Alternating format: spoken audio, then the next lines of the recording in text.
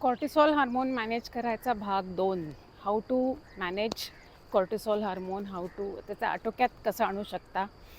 सकाळी लवकर उठून जर का बाहेर पडून तुम्ही असं एक अर्धा तास तरी चालू शकलात तर त्याचे 1 ने 2 ने अनेक फायदे होतील.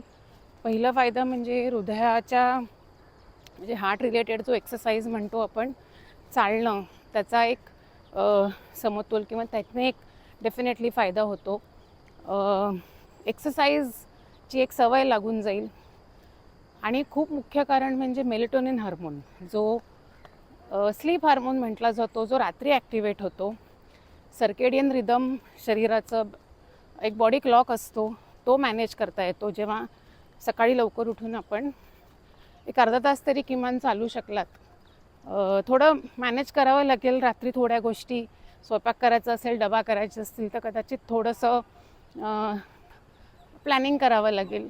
पण हे नक्कीच करता येण्यासारखं आहे आणि ह्याचा फायदा फॅट लॉसच्या दृष्टीने खूप सुंदर होतो. मला अभिप्राय कळवा, तुम्ही काय आज आत्तापर्यंत मॅनेज करू शकला असाल तर.